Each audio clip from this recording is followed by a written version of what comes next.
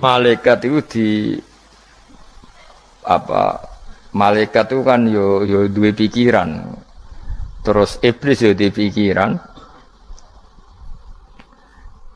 Sing padha-padha pikiran niku ya rada bener iblis.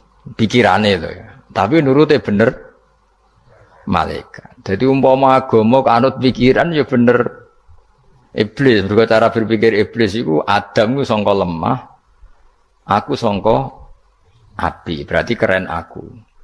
Nah cara pikirane malaikat wis ora mikir mbok mulya ndi dikongkon ya manut. Jadi agama ini sanat. Agama ini seorang lagi napa? Sanat. Sakjane cara tauhid ya keberatan. Aku ana istilah Baitullah ya keberatan. Wong Baitullah maknane omahe Allah sing takok. Allah manggon wirdi ning Ka'bah. Jadi kita harus ngikuti ulama. Dikatakan Baitullah itu nama penghormatan. Sesuatu itu mulia, maka disebut Baitullah. Bukan berarti Allah nempat di situ. Mergo Allah ndak butuh napa? Tempat. Jadi itu kan jelimet, Mang. Lagi-lagi yang tahu itu ulama. Masjid ya dikatakan Baitullah. Lah nek misale iki masjidé pangeran, malah nek mbok manani lucu. Masjidé pangeran. Jadi iki tempat sujudé pangeran. Nah, kacau kae. Tapi berhubung wong ora paham alhamdulillah demun iki masjidé pangeran. Jajal maknani bahasa Arab. Iki masjidé pangeran, maknani terjemah. Iki tempat kacau. Baru kayak bodoh ora roh nek iku kacau. Jadi kacau. Ya mulane anut ulama. Jadi darani Baitullah apa dikatakan daleme Allah maknane apa idhofatut tasyrif. Napa idhofatut tasyrif maknane omah sing mulia sampai diistilahno daleme Allah. Kalau dalam ngaji-ngaji ulama itu agama ini dari awal unik. Allah melarang sujud kepada batu. Tapi kita sholat itu madhep Ka'bah.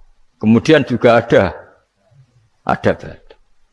Makanya kita harus menanamkan bahwa semua sujud itu lillahi ta'ala. Dan soal ada arah, ya penting arah. Nggak mau arah madhep segoro kidul, repot. Jadi arah itu mau dipakai kesepakatan untuk menunjukkan kalau kita Muslim, arahnya sujud itu ke Ka'bah. Tapi tetap sujud kita hanya lillahi ta'alanya karena Allah. Kanjeng Nabi nanti takok wong Yahudi, Muhammad nak langit bumi ku sok ben hancur pas kiamat. Terus manusa sing mati mulane Adam sementara ditakok endi? Jadi nak takok ngono mirip so. Mirip Yahudi. Nak mirip sugih apa-apa, nak mirip ngamure. Jadi agama ini selalu disoal pakai akal. Jadi agama tanpa akal ora iso berdiri, tapi kalau terlalu mbok akal itu ya repot. Ya makanya tadi itu pentingnya riwayat. Seorang lagi pentingnya apa? Riwayat.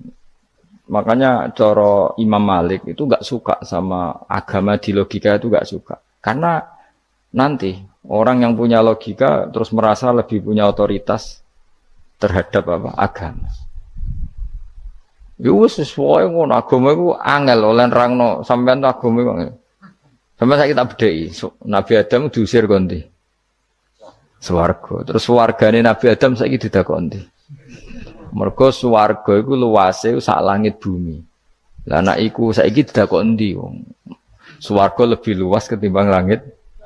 Kan enggak mungkin sesuatu yang luas diletakkan di yang sempit. So, akhirnya Mu'tazilah enggak percaya anane swarga zaman Nabi Adam. Jadi swarga sing cerita Adam itu tidak sama dengan surga yang nanti arduhas samawati wal ard. Jari ahli sunnah ya sono. Lah ning ndi wis ra roh pokoke ono. Ya itu kan sama-sama nah, terus diterusno wong debat. Ya sudah guys. Nak cara aku wis mlebu sik kok gampang nerangno nek wis bar roh. Secara teori kan gitu, ora roh kok nerangno sak usih. Bro. Ya sudah sampean bu swarga wae lagi apa? Lagi nerangno. Pas aku nerangno kowe ra ning swarga ya wis ra ketemu. Wis kono enak nang cangkem elek ngono wis aku ben nerangno kowe ra ning kono ya wis akhire gak. Apa cocokan sampean? Aku tak nerangno swarga lah sing kono ben nerangno neraka. mergo roe neraka. Agama itu unik. Ya karena tadi apa ya? Dari awal agama ini di kaum yakilun, tapi akal yang berlebihan itu ya mengganggu agama. Ya sudah, makanya saya ulang lagi itu riwayat ya. Sebagian ini apa? Riwayat. Inna hadzal ilma dinun fangzuru amman ta'khuduna dinakum. Agama ini ilmu, kemudian kamu harus dari sanad yang benar, ya. Dari sanad yang apa? Dari sanad yang benar. Ya sudah seperti itu. Mana itu kalau setuju model kayak sholat sunat safar tidak harus madhep kiblat terus. Jadi agama ini sudah unik. Misalnya gini ya, sholat fardu kan wajib madhep kiblat, tapi ada sholat yang nggak usah madhep kiblat, yaitu sunat safar. Misalnya orang di pesawat gini-gini. Karena guling-gilingan, hakikatnya kiblat itu tidak fokus kita namun Allah Subhanahu wa Ta'ala. Jadi memang agama, tapi lagi-lagi itu butuh riwayat. Seorang lagi butuh riwayat. Kalau nggak pakai riwayat terus kok Abu Nawas kabeh. Karena tadi Amerika, seorang lagi Amerika, itu kalau dibor pas New York itu kena Ka'bah. Lah logikanya kalau arahnya pas itu kan bebas arah. Berarti orang Amerika oleh sholat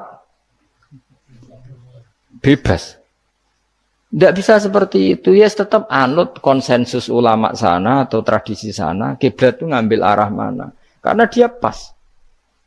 Ya bumi yang ada arah itu secara akal kan hanya rubuk 1/4. Makanya kalau kamu belajar falak itu ada rubuk. Lainnya itu sudah tidak ada arah. Misalnya bumi bulat bola, yang sama atas dikatakan sama-sama di atas. Ya kadarnya hanya 1/4. Lainnya itu sudah dikatakan samping. Makanya seperti Denmark, itu ada daerah yang siang itu sampai 3 bulan, entah berapa siklus sekian puluh tahun. Ada yang lebih lama siangnya, sampai 18 jam. Kalau di Eropa kadang puasa itu sampai 18 jam. Ada yang selalu nggak kena matahari, kayak kutub utara, kutub selatan. Nah makanya kalau misalnya sholat itu ngikuti apa? Kalau ngikuti matahari orang kutub sholatnya hanya maghrib, isya, subuh. Gak wajib poso orang tahu ono berino misalnya. Ya tidak bisa seperti itu. Jadi kalau nuruti logika kan terus berdebat terus. Tapi kalau nuruti rasa sebagai hamba. Orang kutub butuh sujud sama Allah, orang kutub butuh loyal sama Allah dengan memperlakukan puasa. Ya sudah, akhirnya kita harus puasa.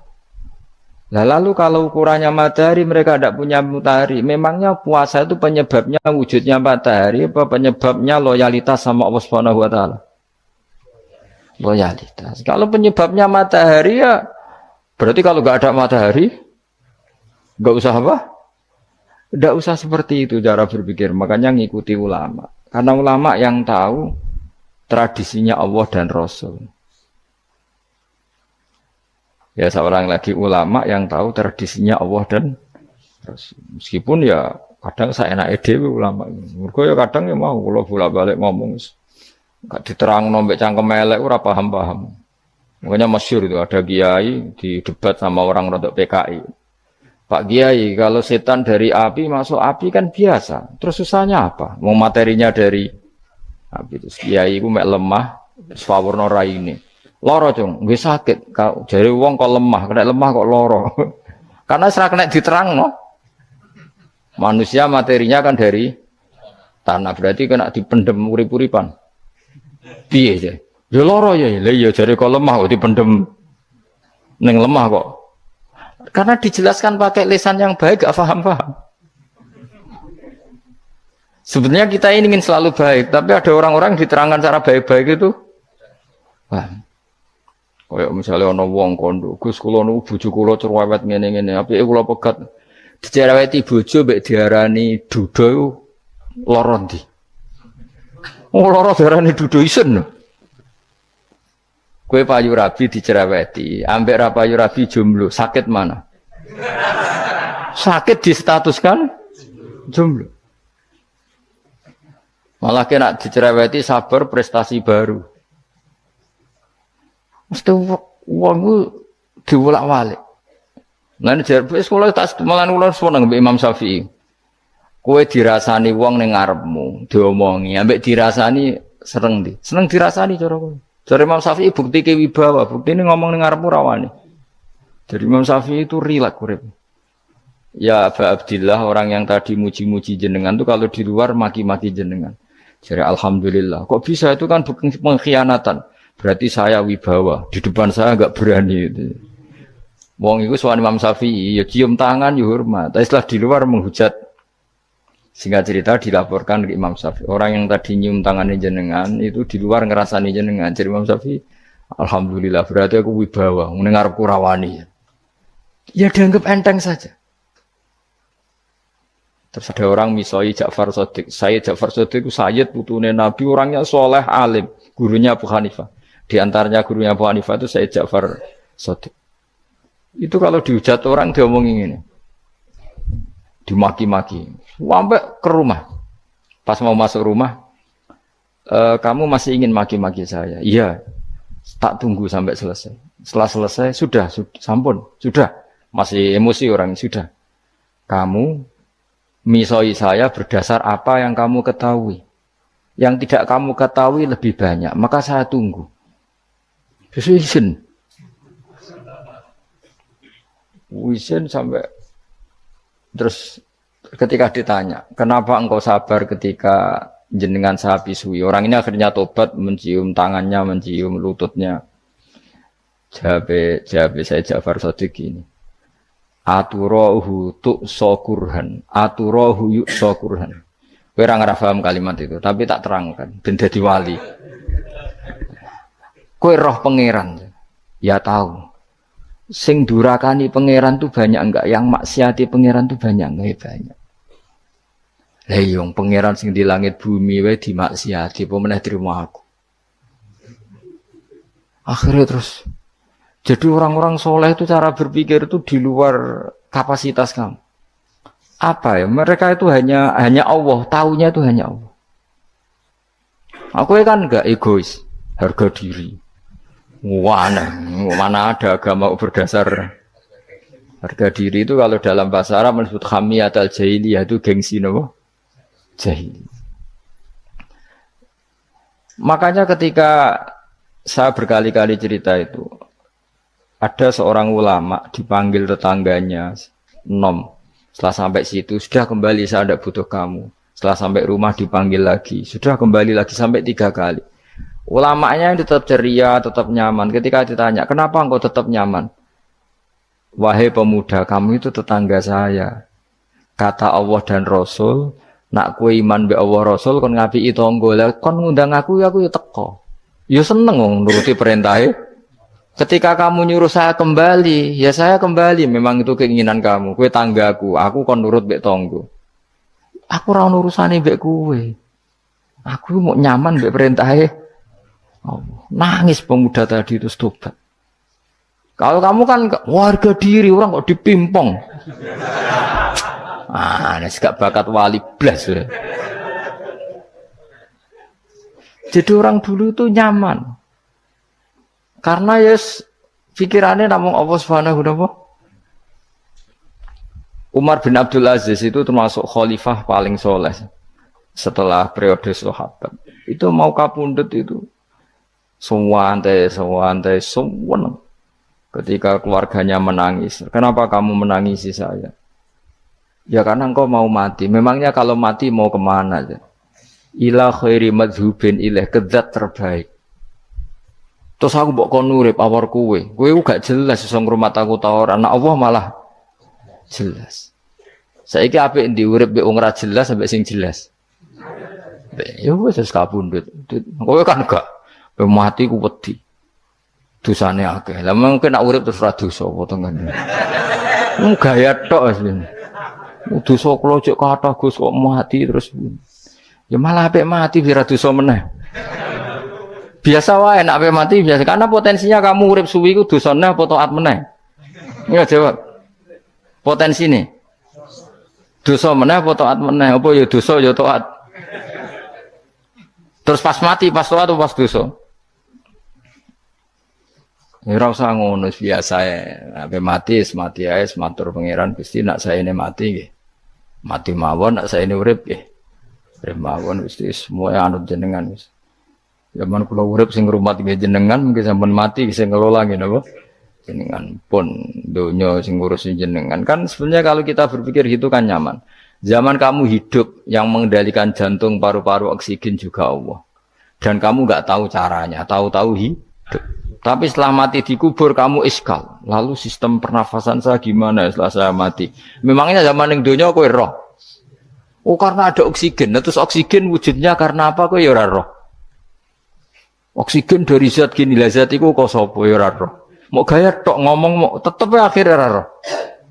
Lan kadang kula gawok mbek wong goblok wis ora roh kabeh dari awal semua alam semoga iku gak usah nerang. Nah, artinya gini, kalau zaman di dunia kamu tidak bisa mengelola diri kamu sendiri, juga sama setelah mati tidak bisa mengelola diri kamu sendiri. Semua itu al-amru biyadil, semua itu dalam kekuasaan Allah Subhanahu wa ta'ala. Ya sudah, alaihi tawakkaltu wa ilaihi unib. Ya sudah, kita pasrah saja dan kita hanya kembali kepada Allah Subhanahu wa ta'ala. Ya sudah, itu agama. Tapi nak bawa logika pakai akal. Wah itu orang mati itu sudah nggak bisa apa-apa, sudah jadi tanah gini-gini. Ya, masalah catekar rak yang ngerti, nek jadi tanah itu tidak bisa apa. Tapi masalahnya kita ini dikendalikan oleh zat yang bisa mengelola semua. Yaitu Nabi Adam diciptakan juga dari tanah. Ya sudah hanya berdasar riwayat itu yang kita akhirnya meyakini setelah kita mati juga bisa hidup lagi. Iki rasa khawatir, iblis itu ya dhaif, iblis ya lemah. Nyatane ya kowe tetep ngaji jalalan. Berarti ora sukses menyesatkan. Kodang di kowe iblis. Ya kodang sampean, kon ra ngaji tetep ngaji. Kon paham tetep ora paham. Berarti iblis itu enggak keren loh. Betul, saya setiap melihat orang sholat itu menyaksikan kekalahan apa? Iblis. Jadi iblis itu ya kalah ora kok hebat ya ora. Biasa mawon, ora usah sing hebat ya nama pangeran. Dari awal iblis wis menyerah ngadepi orang sing ikhlas. Ikhlas itu dimulai dari awal. Cara bahasa Inggris pokoknya hilir sampai hulu sampai hilir itu kudu ikhlas kabeh. Misalnya kita duit, yakin nek iku wae Allah.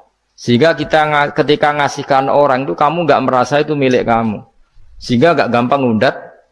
Selagi itu kamu benar keduanya awalnya salah itu masih mungkin tidak ikhlas. Uang ini milik saya, tak kasihkan kamu dengan ikhlas. Kalimat milik saya ini menjadikan suatu saat kamu jadi undat-undat karena milik saya. Tapi kalau ikhlasnya dari depan, uang ini milik Allah, ilmunya bahak milik Allah. Terus tak kasihkan kamu juga hambanya. Dari awal kan merasa saya tidak punya apa-apa. Tapi selagi saya ikhlasnya hanya separuh. Ilmu saya tak kasihkan kamu karena Allah, berarti masih potensi enggak ikhlas ya. Jadi kalau ngelatih ikhlas itu harus dua-duanya. Kamu punya uang milik Allah, punya ilmu milik Allah, punya jabatan milik Allah, kemudian kamu kasihkan sesuai perintah Allah, itu lebih mudah ikhlas karena la haula wala quwata illa billah. Selagi masih separuh saja salah, itu potensi berikutnya juga ikut salah. Misalnya aku ngurmat yatim kok ikhlas, duitku tak kena. Kata duitku itu menjadikan suatu saat. Dulu tak rumat, saiki jebule lali aku. Tapi kalau alhamdulillah saya pernah digerakkan Allah ngurmat yatim dengan milik Allah juga. Sehingga kita sekedar pernah melakukan ketaatan ini senang. Enggak penting berikutnya anak yatim ini nanti peduli kita apa enggak, enggak penting. Yaitu ikhlas ya. Ikhlas itu sesuatu yang semuanya lillahi ta'ala ya, dan inna sholati wa nusuki wa mahyaya wa mamati lillahi rabbil alamin. Masyhur itu khilafnya ulama. Apakah malaikat itu termasuk umatnya Kanjeng Nabi Muhammad sallallahu alaihi wasallam? Ada ulama yang mengatakan cara pandang Nabi diutus itu untuk mensolehkan yang tidak soleh atau mensolehkan yang potensi tidak soleh. Kan orang itu ada dua, ada yang memang tidak soleh disolehkan. Ada yang potensi tidak soleh. Sebetulnya sudah soleh, tapi potensi juga tidak soleh. Terus disolehkan. Nah malaikat ini kan tidak berpotensi maksiat. Sehingga agak butuh Nabi. Seorang lagi, malaikat itu kan nggak mungkin nggak soleh, selalu soleh. Berarti nggak butuh nabi. Itu cara pikiran Imam Suyuti. Sehingga dia mengatakan Quran itu memperingatkan semuanya kecuali malaikat. Karena malaikat tanpa diperingatkan sudah soleh. Tapi kata ulama yang lain tidak seperti itu. Malaikat tetap senang sebagai umatnya Rasulullah Shallallahu Alaihi Wasallam karena butuh status tasyrif. Tasyrif itu keren. Nanti ditakoki kowe melok kelompok isopo, melok kelompok Kanjeng Nabi Muhammad Shallallahu Alaihi Wasallam. Sehingga kalau nanti ditanya Allah, mimman anta misalnya, min ummati habibika Muhammad, itu keren. Kayak termasuk umatnya kekasihmu Nabi Muhammad Shallallahu Alaihi Wasallam. Lalu kamu ngikuti apa? Yo min ahsani kitabik, macam ngikuti kitab terbaikmu ya Allah. Sehingga mereka ikut umatnya Nabi bukan karena disolehkan, tapi karena tasrif, satu kehormatan. Itu yang diikuti ulama. Tradisi kita ahli sunnah ngikuti yang pendapat itu. Ngikuti bahwa malaikat pun suka dikategorikan umatnya Kanjeng Nabi Muhammad Sallallahu Alaihi Wasallam karena nambahi tasrif. Nambahi apa? Tasrif. Masyhur itu Imam Suyuti dalam hal ini kita ngikuti ulama mayoritas, bukan ngikuti yang ini. Masyhur kan Jibril ditanya, kan itu ketika Jibril ketemu Nabi Muhammad ditanya, untungnya apa kamu jadi safir? Safir itu kira-kira terjemahan bebasnya panitia saya. Jibril itu kan ya jauh dari langit turun bumi, dari langit itu kan jauh. Terus kamu untungnya apa? Karena Jibril itu tahu betul peristiwa yang pernah dilakukan Allah. Yaitu kayak apa malaikat yang di langit bisa diusir karena kesalahan tertentu. Malaikat yang sok suci kayak siapa itu Harut Marut juga dihinakan seperti itu. Dan Jibril tahu betul Allah itu yaf'alu ma yasha. Jadi yang sekarang malaikat bisa saja jadi pokoknya tahu betul Allah bisa melakukan apa saja. Karena Jibril tahu betul Allah, karena dia ketua malaikat. Kan kita tahu misalnya ada sejarah siapa? Harut Marut, dari malaikat menjadi hina seperti itu.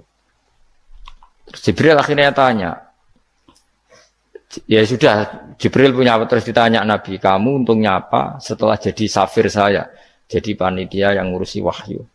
Terus kata malaikat Jibril, saya tidak pernah merasa aman, apakah saya selalu dalam posisi ini, posisi terhormat, kecuali setelah menjadi safir, menjadi pelayan kamu, ketika aku distatuskan oleh Allah, apa itu, innahu laqaulu rasulin karim dzi quwwatin indadil arsy makin muta'in tamma amin. Terus ganti fa amin tu ba'du, baru setelah itu saya merasa aman, bahwa posisi saya aman, karena Quran itu abadi ila yaumil qiyamah ila mala mi'adalah, semuanya Quran itu abadi, dan di Quran itu saya distatuskan muta'in sama amin. Berarti saya merasa aman, tidak akan dirubah kestatusan saya malaikat semenjak saya jadi safirmu. Intinya Jibril juga mendapat kehormatan karena ngitmai Quran. Paham ya? Makanya kita di sini mengatakan ini pendapat Imam Suyuti, tapi hampir semua ulama berpendapat apa? Malaikat pun ikut mendapat berkahnya Kanjeng Nabi Muhammad Shallallahu Alaihi Wasallam. Jenenge apa? Berkah tasrif, apa berkah apa? Tasrif. Jadi punya status kehormatan. Nah, yang dikatakan Imam Suyuti itu murni logika. Murni logika tadi, yang namanya Quran itu memberi peringatan supaya yang enggak soleh menjadi soleh, dan malaikat tidak butuh itu karena sudah selalu soleh ya. Jadi itu logika saja, tapi kita berkeyakinan malaikat pun butuh, tapi untuk kehormatan.